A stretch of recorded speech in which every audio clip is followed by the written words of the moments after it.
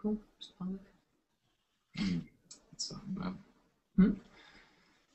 looks like this is going to be one of the times where we get the black screen, but we'll jump into it. We're chatting with Mr. Blayne Weaver, and really we're lucky today that we get some time here with Blaine. You know, his work that we sort of emulate ourselves. He's a guy that started as an actor. He's taken sort of that, I'm not going to wait for other people to pave the way for me. He's doing it himself. He has a beautiful movie, Weather Girl, which we haven't been able to see yet, but we do want to see it. He has a great sort of role in Official Rejection, yes. which we did get a chance to see. We finally got a chance to see that one. And we enjoyed that one. And then we were at the LA premiere of 6 Month Rule, which is such a beautiful film, you know, and it's like wow, do we actually know the guy that made this film? We're sitting there watching it. It's just like, this is really remarkable. Blayne, we thank you for taking some time out to chat with us about sort of what you've been able to do and sort of maybe how that ties into what we're doing now. Well, thank you. Those are like the nicest things anybody's ever said to me, and I appreciate it. And thanks for coming out to see the movie, by the way. Yeah, no, I'm happy to be here. Yeah, no, thank you. And I guess what we wanted to do here, Blayne, is to help put the whole conversation in perspective. You know, you started on the festival circuit with Weather Girl. And that's kind of, I guess, where we want to start it. You know, we want to start the conversation there because you got into some major film festivals, and then that was able to roll over into sort of more of a traditional release that you had success with. And we just thought that would be an interesting place to start. So maybe you can just pick up there, and we'll just kind of pick up on our questions from that. Sure. No, totally. Well, we discussed a little bit before. About the film festival theory, if if that's the right way to put it. But with Weather Girl, we were lucky enough to get into the Slamdance Film Festival, which was plays at the same time as Sundance, which is important. It's great to be acknowledged artistically by a film festival that's had some great movies played at. That's awesome. But on a business side, which I think is kind of the focus of this particular conversation, it's so useful to have that platform of Park City while all of the press is there for Sundance and all that stuff. And we were lucky enough to have some of the talent that was supporting the movie. So we got to have Mark Harmon and Caitlin Olsen from Always Sunny in Philadelphia and the star Tricia O'Kelly. They all came out to support it. And that was just immeasurably helpful in getting the movie looked at twice. I always use this stupid little metaphor that in the independent film world, you're basically Richie Cunningham, and you need somebody to come and be Fonzie and put their arms around you and say, hey, this kid's cool, And sometimes it can be a powerful agent, sometimes it can be a big film festival. But with Weather Girl, it was great because Mark Harmon kind of Fonzied us in by being at Park City and being somebody that people wanted to interview. And he was there to talk about our movie. So suddenly it wasn't a little movie from some director nobody had heard of. It was Mark Harmon's new comedy. So that was a great segue for us. And it's the conversation stopped being about, who the hell is Blayne Weaver or, is a movie any good? It's none of that. It was all this new comedy that was at Park City, and people probably thought mistakenly Sundance and blah blah blah. But it was enough to get attention to the movie, and people actually watched it and gave a damn. And that's where we ended up getting our deals from television and DVD. And as part of the sort of the festival route that you took, did it also end up at the LA Film Festival as well? Did it come through here? Yeah, we did a 6-month run. Basically, at Park City, we sold our television rights, and we knew that we were going to be on Lifetime TV in, October, I think. So basically, we took 6 months to do a theatrical run, and then part of our deal with the television deal was we had a small theatrical window where we took a portion of the buying money from the television rights and spent to do this theatrical. So it worked out where we did 6 months of festivals. Then we premiered in LA at the LA Film Festival, and that was the launch. That was our theatrical premiere. And that next week we were playing in Los Angeles, and then we went off and did like 9 to 10 other cities. And it was really cool getting to travel with the movie and kind of being like this rolling road show, you know, where sometimes Trisha O'Kelly, the producer star, would go, and sometimes I would go, but we were pretty much always represented in whatever town we went to, so we could do a Q&A and make it a really personal, fun experience. Nice. And when you were presented with those offers, how much time were you given to think them over and read over the contracts? I mean, did you have people on the sidelines there to help you decide what to keep in the contract and what to keep out? Yes, yes. I find that, like, it's really funny that in my experience with legal representatives and sales agents and whatnot, it's rarely been a situation of, like, them telling you this isn't the right deal for you. This is not, you know, they pretty much want to take whatever comes, especially with a small movie. You know, it's like they're taking a huge chance taking a small movie in the first place, so they want to close a deal quickly. And so our job was always to be like, is this really what we want? You know, I was a huge pain in the ass for my distributor, for my sales agent for Weather Girl, and he did a great job, but it was very much a struggling back and forth of being like, you know, but I don't want it to be a TV movie. I want it to be in theaters, and like them figuring out a way to make everybody happy, which so seldom works out, but it did in that situation. But it's always like, I always caution young filmmakers about this idea that they're going to be able to hand the movie to somebody who knows what they're doing. You know, it's like, oh, here's a sales rep who knows exactly what they're doing. That may be so, but they often, though they want to take care of you, they also have this vision of how the business is and blah, blah, blah, and that vision is broken all the time. You know, there is no set way things happen, and I think my career is a testament to that. And so you just always got to remember, you can't stop throwing elbows, even with people you work, trying to make this thing into the best possible deal for you and the cast and the investors and all that. And just to help, you know, anyone that isn't familiar, like, so what time frame is this, Blaine? Like, help just bring us up to speed. When was this? When were you releasing Weather Girl and all this happening? Weather Girl hit Park City Slam Dance in 2009. And so that's January, and then we opened in LA in July, and then we did, I think it was 3 or 4 months of that, and then probably around October, November, it had its television debut, and then there's a little window there, and then it came out on DVD.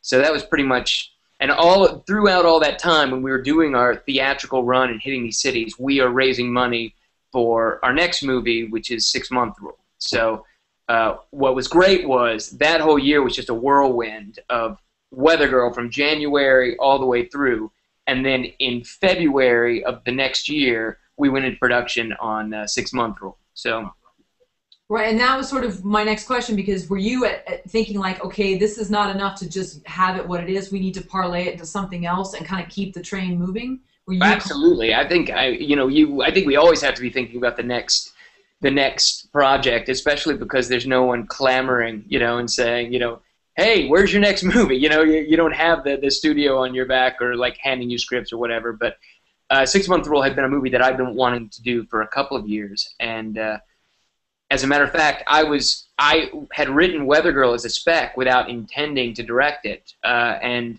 Trisha O'Kelly, who was the star of my first movie, which is a very small, you know, very broad comedy that we did together for less than $100,000, and she read the script to give me notes and just responded really well with the material and wanted to, you know, put on a producer hat and make it. And so Weather Girl came together as a huge surprise to me, and because of the success of that movie, made 6 Month Rule, which had been kind of my dream project, happen. Oh, very cool. Yeah, it was great. It was very fortunate. It was one of those situations where Weather Girl coming together was two friends who respect each other immensely, you know, being able to join forces and make something happen, which, as you know, a lot of times respect is something that's not really in the scenario. Here's a suit that's going to help me do this thing, and, you know, he hates my writing and I hate the way he handles business, you know, stuff like that. This is not that. I've been really lucky with all of my films, actually, that we kind of come from this indie, gritty, we're in this together, the movie's the most important thing kind of world. Very cool.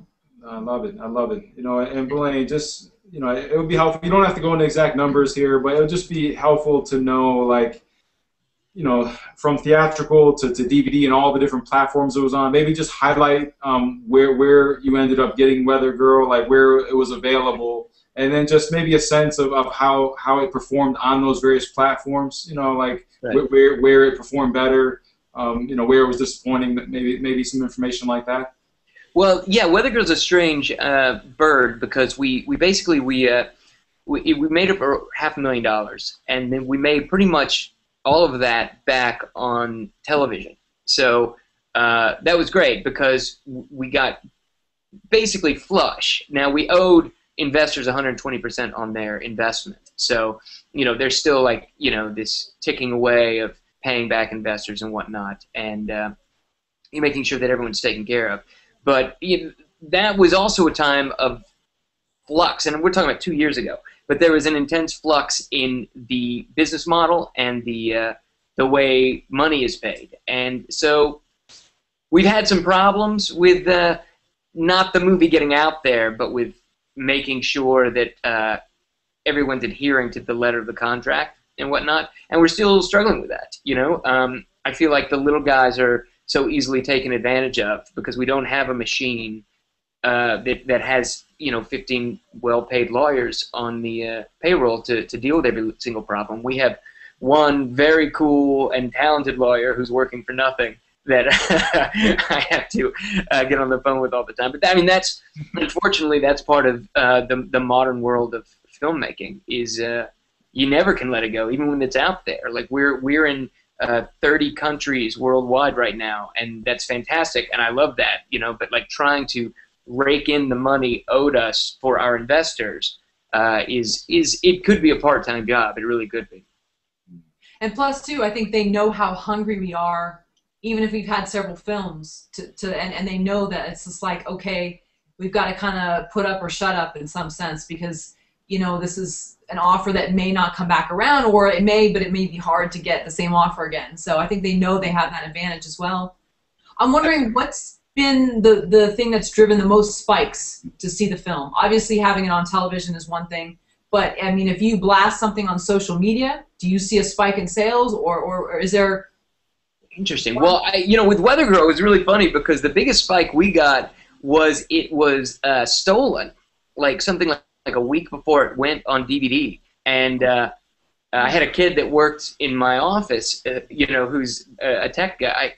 And he came in like all excited that we were like number 4 of the most ripped movies that week. And I was just irritated by the whole thing, you know. And I didn't really understand that the next week our IMDb number like skyrocketed. Like we went from being, you know, like 20,000 or something to being like, I think we hit 900 at one point. And that was before the movie had opened on DVD. This was all exclusively people stealing it and talking about it. And I don't encourage it, but in that particular moment in time, it actually helped our exposure, you know. And then months later, you know, months before, it was before Lifetime, so I guess it was before it came on television. But when it came on TV, that helped too. Obviously, big, you know, network TV does things that we can only dream up with social media. But Sure. with 6 months rule, it's a little different because we're on video on demand and iTunes, and like the social media really pushes everything for that movie. Oh, very cool. Wow. Well, that's interesting to hear. We didn't realize that about Weather Girl, that it got that huge spike. I mean, you know, we're familiar with Ink. In the story, you know, that story, you know, it's a film by Jamin and Kyle Winans, and that one was pirated, and I think it ended up like #1 on Pirate Bay, and so that they experienced the same thing where it shot up. I think in this case, it was even higher. No, I think it was like in the top. It was pretty. It might have gotten as high as like in the teens. It might have been as high as like number 12 on IMDb, and this is for like a film that had no marketing budget, which is just like unbelievable. So It's funny how things catch on at certain points, isn't it? wow. Yeah. So you know, thank you for helping us sort of, you know, create that foundation. You know, now here we are a couple years later. You have 6-month rule, and so I know from knowing a little bit of your story that there were some things that you learned with Weather Girl that you wanted to apply the 6-month rule, and right now you're still in the early, like, how long has it been? It's been about just a few months that you've been actually releasing Weather Girl beyond the festival, place there. So can you touch on some of the things that you've learned that you wanted to put in the 6-month rule, and maybe just give us an update in terms of what's working so far, what's not working? Sure. Yeah. Well, we opened theatrically June 1st, and one of the things that I wanted to do with this film is to make sure that we had a standard mode of projection, because with Weather Girl 3 years ago, every digital theater had a different kind of tape they needed. They had, they either needed a hard drive or a digibeta or an HD cam. Everything was different, and it ended up costing us thousands of dollars to bend over backwards, and some places had to install digital projectors. So I'm like, whatever happens, we're getting a 35 millimeter print. That's happening. But now, so many theaters have done this DCP thing, which is, a standard digital projection unit that they're installing all over the country, which has been fantastic for us. So we made a DCP. That's what we've been screening from, and that's great. Now the problem is that in the 3 years, the independent film companies, film theaters, are no longer very independent. 3 years ago, I could have played all over the country if I'd had a 35 millimeter print, because they're run by, guys like me or like you that are film buffs, and like they do this for fun, and it's not a great money maker, but it's a really cool job. But now, so many of the small film studios, like Magnolia's owned by this company that owns this huge chain of indie film theaters, and that's the best indie film theater, but they're already booked out from all the Magnolia movies, and all the other studios have this time that is allotted. Does this make sense? So there's there's no me scheduling my movie for 3 months from now, because they have a movie scheduled for 3 months from now that is a tiny studio movie.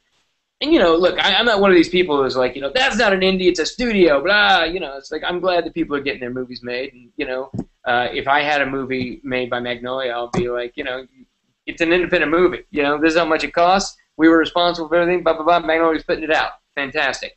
But it does kind of suck that there's not more of that we can't get a better shake at getting some of those screens, because the indie studio companies are blocking it. You know what I mean? That's the thing that pisses me off. Does that make sense at all, or I just ramble? No, absolutely. I partially inspired by what you've done. We got on the phone, myself and Gregor Collins, the star of the film Goodbye Promise and also producer, and called various theaters in cities that we thought, oh, this would really resonate with people here, whether it be Seattle or Nashville or something. And we asked for percentage deals and things like that. And they said, look, there's no stars in this film. I hate to tell you, but we can't do that. If you want to rent it for, $6,000, okay, we can talk, and maybe we could schedule it in a few months. But we ran into the same situation. So, and how would we ever get to fill a theater in Nashville where we don't know anyone really, and recoup the money that we would spend to rent it? So yes, it absolutely makes sense, and it was disheartening, because it got exciting, thinking that we could kind of take it on the road as you had done with Weather Girl, and you've done also with 6-month rule. And so yeah, it's if you have deep pockets, it's great, but if not, it's hard. We were going, our big plan was to open in Los Angeles, and then the next week go to New York, and we had to do it backwards because of theater availability. And like, playing in New York was amazing. Like, it's a dream that I've always had, to have a movie playing there. And like, the opening night was awesome. And we had this very casual party at a pub down the street. Everybody had a great time. People I didn't know, people I did know. It was amazing. And then Saturday just sucked. Like, it was terrible. And like, Sunday got better again. But like, this idea of having to fill a theater is like, I don't know if you guys have ever done plays at a theater in Los Angeles, but it's very akin to trying to get people to come out and see theater in Los Angeles. It's like, you got to get on the phone in the morning and start working it. You know what I mean? It's another one of those things where you think at a certain point it's going to catch hold and go on its own. But it doesn't. You just have to keep hammering. Yeah. Yeah. Right. Yeah, we learned that too from doing our screening series for 2 years. You know. Yeah. And and there were great films there, and it was tough to fill a 200+ seat theater. It's a whole different art actually getting people to come and see the good work. You know what I mean? It's a whole different animal, but still part of it, I guess. Yeah, one of our favorite stories was, I think it was Jeffrey Goodman from Movie Maker magazine. I'm sorry, and Jeffrey Goodman is from my hometown. Oh, okay, all right, okay. So we shot our movies in the same city. Oh, okay. Oh, very nice. That's right. I think we had that conversation somehow when we did our video interview with you. Yeah, that's why this brings it up. But I think he had the tickets with him, and he would say, "Hey, do you want to come see my movie?" And they'd be like, "Great." And then he'd be like, "Okay, here's the ticket. Why don't we buy it now?" Kind of a thing. And I feel like that's the way you've got to do it. Because especially LA, everybody's so non-committal, and I understand everyone's busy, and it's a tough city to get to a theater at 6 o'clock at night on a Friday. Right. But I almost think that that's the way to do it. I always remember that from him, and I thought that was a great story. So. Yeah, I love that story. Yeah, we might have told this story already, but I really liked this story. Is that he was really good friends with my roommate when my first film that I wrote, Manic, came out, and Manic was playing at the not the New Bev, somewhere in one of the small art places in Santa Monica. Anyways, he went and saw the movie at like noon on a Tuesday, and I was there, and I was just like, and he's like, "What are you doing here?" I was like, "Oh, I've got some friends, that I think are supposed to be coming, so I wanted to, meet them, have coffee beforehand or whatever, kind of entice them to come." And he's like, "Yeah, but it's like 10 o'clock on a Tuesday. Why this one?" I'm like, "Oh, I'm here all the time. I've been here for the last 4 days." Just, making it that event, that like, and here's the thing: if my friends come and support me by leaving the house and going, out of their 3-mile radius and buying a ticket to the movie, I am happy to get to hang out and have a drink or chat with a friend who would do that for me. Oh, that's great. That's really cool. We love that. That's a great love story. That. Yeah. And Blaine, so now here we are. You opened on June 1st. Today it's August 31st. Right. So how many cities has the film now played in? We did 7. New York, Los Angeles, Denver, Dallas, Lexington, Kentucky. Nice. We had one-night screenings in Houston, Miami, and I'm forgetting my hometown. We also played Shreveport. And we did a one-night screening somewhere else, Oklahoma City. So 9 cities, 6 of them were, legit week runs. 3 of them were one-night screening. We did that tug thing, which was awesome, and got to hit cities that I couldn't really bring in a whole week's worth of people, but we filled a theater for the night and got new fans for the movie, and new people that are talking about it right now. So it was good. I feel really happy with the way the theatrical went. And would you use Tug again? Were you happy with it? I think it's great. Yeah, it's kind of a win-win to me because it's like there's nothing really out of pocket. It only happens if you can fill it. So it's like there's no reason to go to Oklahoma City if I can't sell, the minimum tickets, which I think were 60 tickets, And we ended up overselling that, 80 tickets. So I go to Oklahoma City. I meet these people face to face, and again, I feel like there's a real sense of politics to it, in that people remember. It means more to people if they've met you.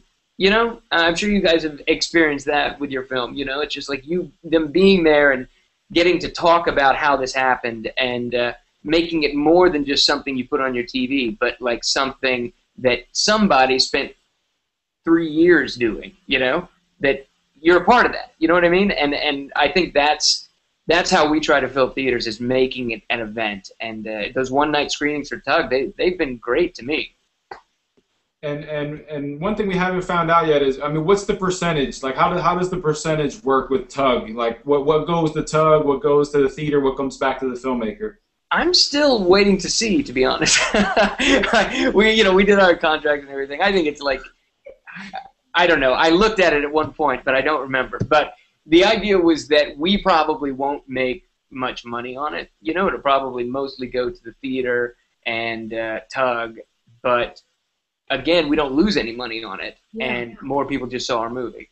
And it was really cool. We got to do a studio movie grill in Houston, which is like an Alamo Draft House, which is really fun for my movie specifically, because there's a lot of drinking and, you know, shit talking in my movie, and it just lends itself very much to sitting there with a cocktail. I enjoyed it. First time I've watched the movie in a very long time. But you know, if you give me a cocktail, I'll sit there.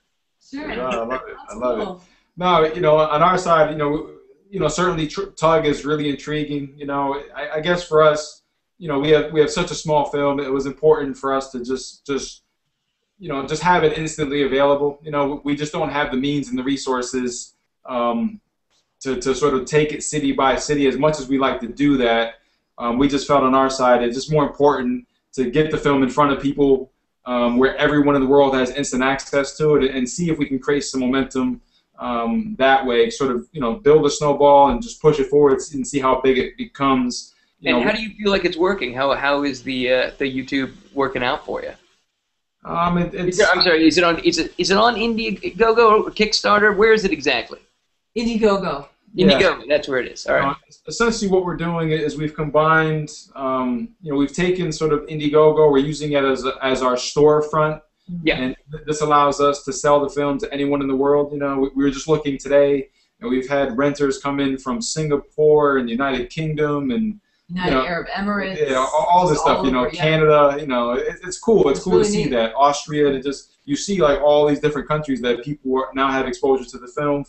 You know, that's really cool to see. And you know, we just felt it was our best shot to go online first. You know, one thing that Karen and I were talking about today is often with crowdfunding, it's a way for you to sort of test your idea. Like, is this a valid idea? Right. Are people responding to this? You know, do they want to see this happen? And you know, so you know, that's essentially what we're doing with our release. It's like, you know, we have a film, we don't know, we can't guarantee it's going to get into any big film festival. We can't guarantee any distributors are going to want it. We can't guarantee anything really. But what we can do is sort of offer it to people and just see if word of mouth builds. And as it does, we've empowered people to share it. You know, so it's like, that's why we couldn't go theatrical first, because if people are seeing it in Kentucky and they want to tell people about it, you know, then no one else can access it at that point in time. So it was just important for us to have it so it's immediately available everywhere. And ideally, we'd love to see it, you know, grow so much that there's, you know, that people start to say, hey, this is a cool film, love to see it in the theater. Our mindset is, you know, for small films like ours, basically start online, see if it grows. And then if it grows large enough, maybe you can have a life theatrically later on when people want to share in the experience with you. And that's the thing. It's like, just like, you know, we were saying, there's no set way to do anything. You know what I mean? It's like there's no reason in the world that can't be a new model that, you know, takes off and it does great. You know, I wish you guys good luck on it, for sure. I wish that we could have done day and date with the movie in theaters and video on demand and iTunes, because that we ran into the same problem, that, you know, people wanted to talk about it and there was no outlet. You know, it's just like, I just saw this great movie, maybe it'll be in your town in like 3 weeks, or yeah. But yeah, it's that same kind of problem of like, all right, now you can tell people, and having to go back and remind people, remember when you came out to LA and saw that movie? Okay, now it's on video on demand. iTunes. If I said that 90 times, it's repetition. Video on demand, iTunes. Yeah, it's all what you wanted to do, exactly. You know, and speaking of that, Blaine, I mean, so here you are. You've hit the ground running. You know, delivering 2 solid, strong, excellent, beautiful films. Weather Girl, 6 Month Rule.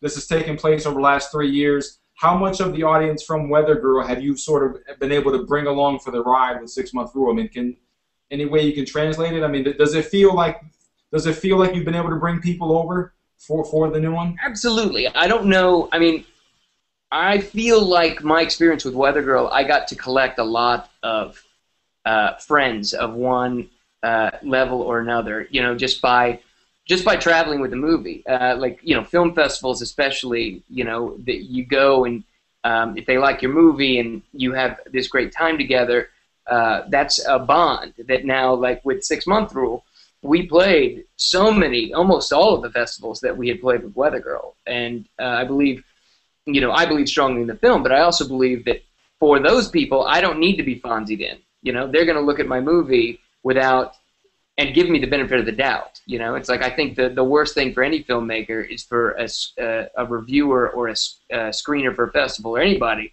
to look at it, roll their eyes, and put it in, expecting it to suck. Because, you can turn it off at any point, and just decide that sucked. And the great thing that I could literally feel during 6 Month Rule is that we were not dismissed by the people who knew us and knew our work. They were just like, all right, cool, let's see what they did, And so yes, in that sense, absolutely. And so I think festivals are the best way to actually track that, because all of these people who had embraced us for Weather Girl embraced us with 6 Month Rule.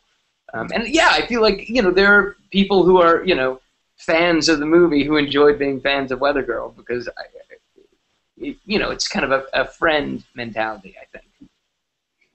I'm wondering, in terms of official rejection, was there a side route where people then discovered you through that because you were great to watch? So do people become, if they hadn't, for whatever reason, hadn't heard of you already, then seeing official rejection, was there this sort of ancillary thing on top of that? I definitely have some filmmaker. I've made some filmmaker friends who know me from official rejection and are very, very quick to tell me that they would have been way more angry than I was, and that they thought I handled it nicely, but they would have lost it. That's what every filmmaker I say is like, I don't even know what they're talking about. You weren't mad enough. I would have freaked out. But yeah, for those of you who don't know, I freak out at official rejection because screening goes horribly awry. But you do it very politely. Yeah. I did remain polite, you did. but didn't hide my displeasure. No, that's pure gold in that film, Blaine. But the thing I'm is, just glad something good came of it, right? Like, the fact that Paul Osborne shot it was the absolute only good thing that came out of that weekend for me. Oh man! But the thing is for anyone that's been a filmmaker for a while and has gone through film festivals, we've all experienced something like that at one point or another. It's just it's inevitable. So the fact that it's captured in this film and the way you handle yourself and just the whole scenario, it's pure joy. It's just wonderful to watch, really. Right. What do they say is like comedy? Is it Mel Brooks? Comedy is when somebody else stubs your toe. Tragedy is when you do it, or something like that. So that sounds about right. Yeah. You're saying it was comedic. Is that what you're saying? No, I'm just kidding. It's also cathartic too. Ridiculously comedic. Yeah, I mean, we've all been in situations like that, whether it be with a theater that's screening our film or whatever it is, just that stuff's not going right, and we get to that frustration level. So it was enjoyable to see someone sort of in our shoes or other filmmakers' shoes, and then, I don't know, you're able to sort of process your own stuff watching it. No, we could go on and on about that. We really enjoyed it. We definitely recommend other people to check that out. So Blaine, so here you are. So is the theatrical run? Is that it for now for what you're doing in theaters? That's wrap for now. We might do Phoenix. There's a tug screening that might happen. But it's going to be sporadic.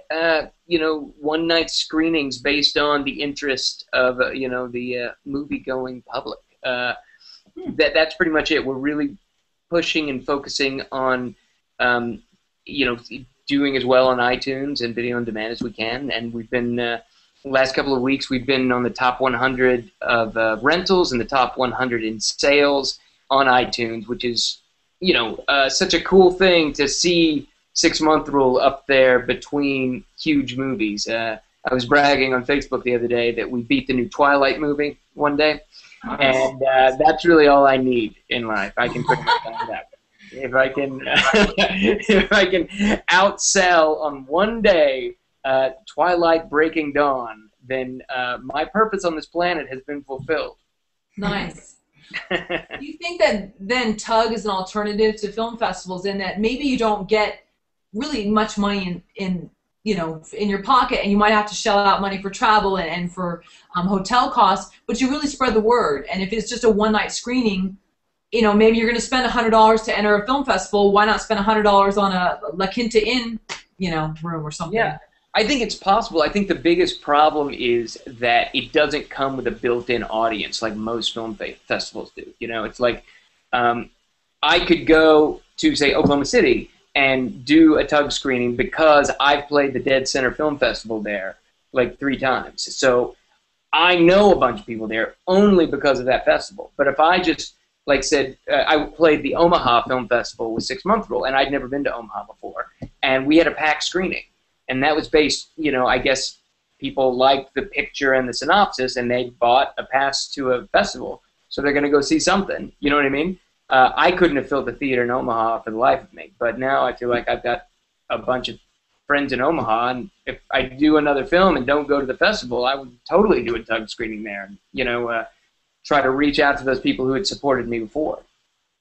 Okay, so you don't feel it's an answer for film festivals, but in conjunction with spreading your I think so. I think the best, I think by far the best thing about festivals, and it's always fun to go and feel important for a weekend. It's like I always have a good time. But the real point, I think, is to get your film out there and to get people to see it. And if they like it, they don't forget that they liked it if they saw it in a festival.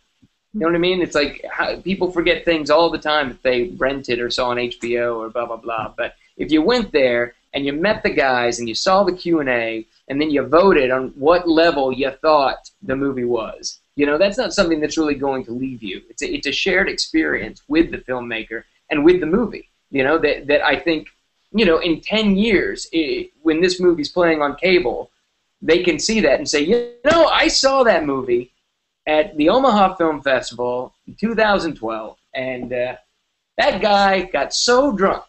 Something. I didn't. That was a joke. I was very responsible.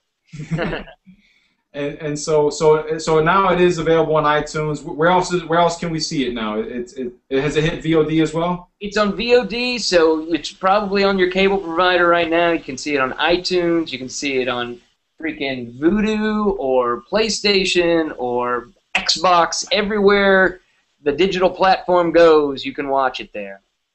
And so when does your work slow down in terms of being behind it actively? Because obviously you're not attending screenings now, but how much more work do you do in terms of social media, emailing, and all that kind of stuff to continue to spread the word? I mean, are you at the point now where you're pretty much backing off of it?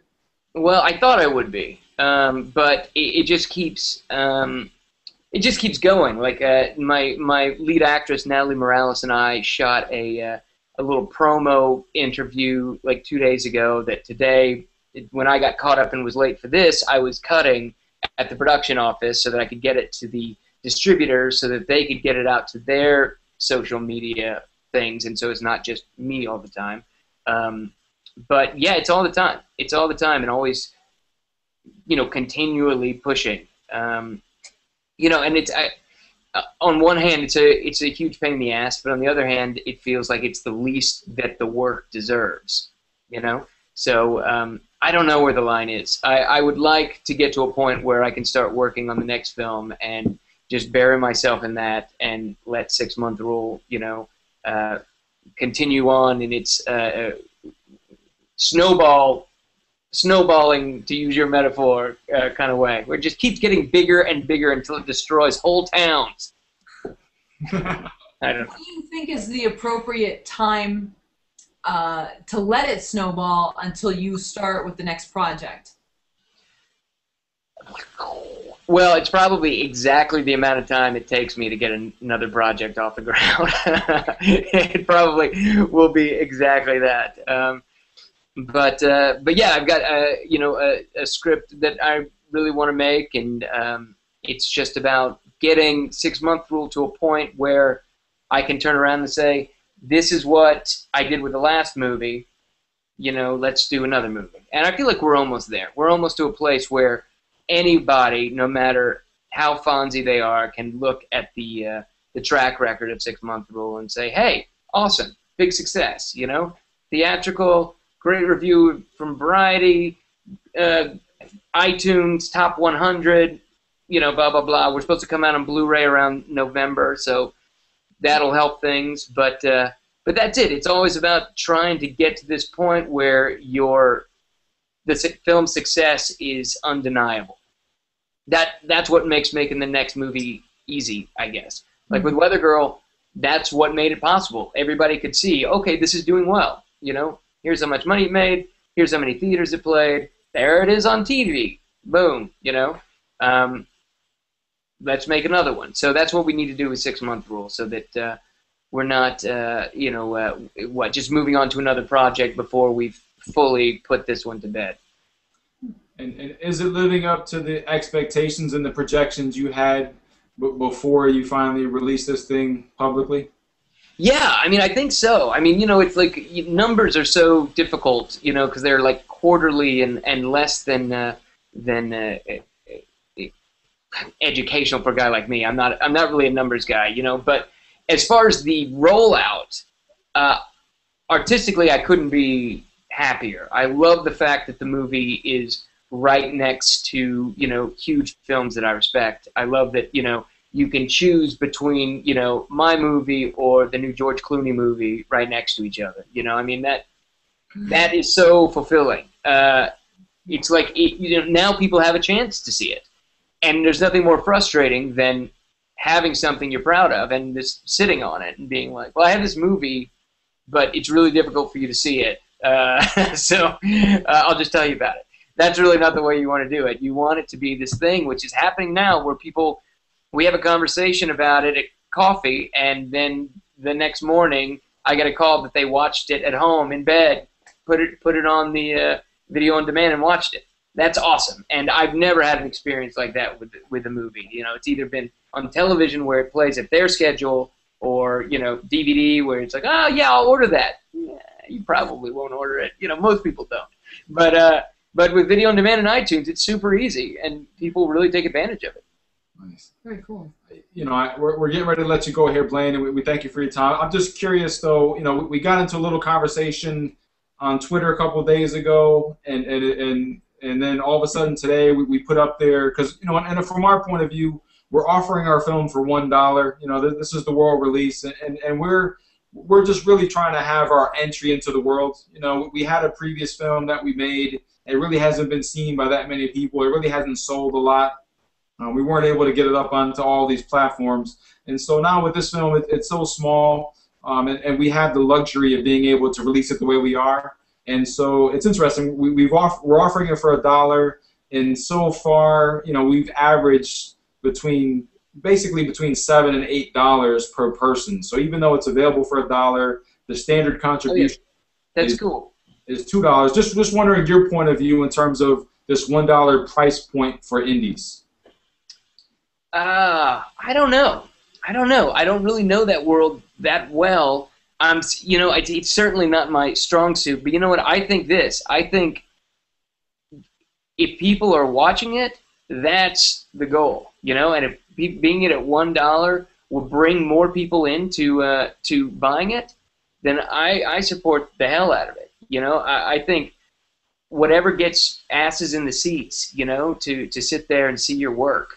I've been this close to paying people to go see it. But no, I think that's fantastic, and I think the cool thing about independent film, whether it's the filmmakers or the fans of it, it's like we tend to stick together. It's like you see it a lot on Kickstarter, you see it a lot at film festivals and whatnot. It's like there's a group mentality of like a rising tide raises all ships. I like that very much because it's very not the rest of the Hollywood system, but in the indie world, it does seem to be that, and it doesn't surprise me at all that people are donating more than the minimum recommended amount for something that you put your blood, sweat, and tears into. I think that's cool. Cool. you know, I'm not sure how closely you looked at what we've done. I mean, just out of curiosity, do you have any questions or any ideas or thoughts in terms of what we're doing? Well, I'm going to buy your film today, and I'm going to give you way more than the. No, I can't wait to see your film. So I'm going to do that. But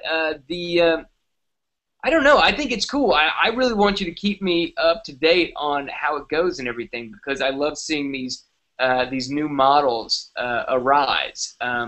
Because, you know, it's just so many people have told me that I'm doing it wrong at different points in my process, and I just really don't. I really love that you guys don't listen to that.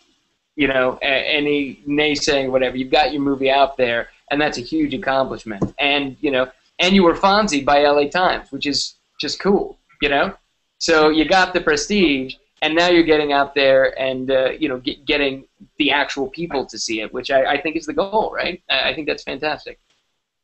And do you think we're clear enough in what we're doing? I know we had someone that kind of let us know, which was actually very helpful online, and he said, you know, you might want to be more clear in your description about that it's an online release, that you're not crowdfunding for like another film.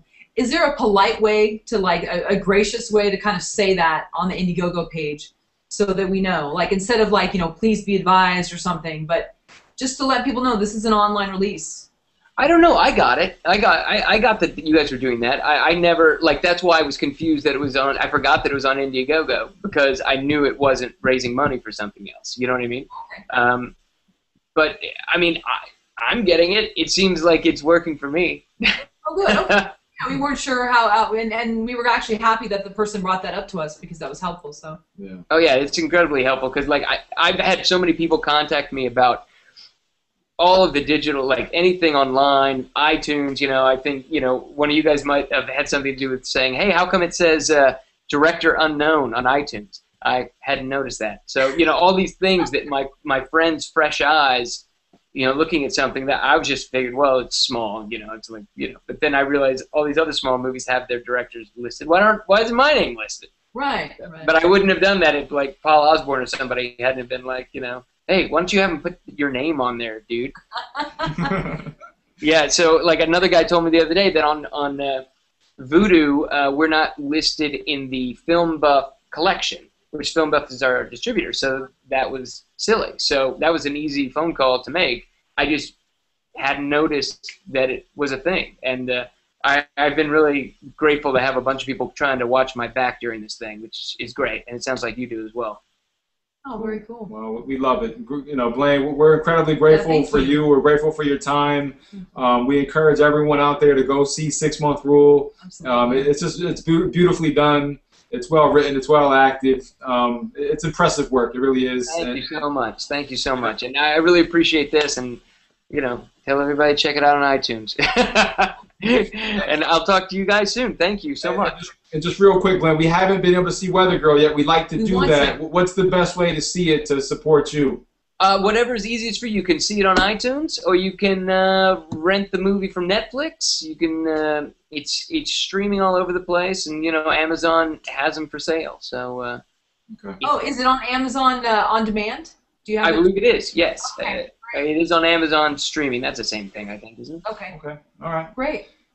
Yeah. So we're gonna let our things settle down here yet, but that's sort of a movie that we have on our list that we need to get to. So. Awesome. Awesome. All right. Well, and we'll talk after I see your film. I can't wait. All right. Okay. Thank you, sir. We appreciate it, Blaine. Thank you so much. Thanks, guys. All right. All right. Take care.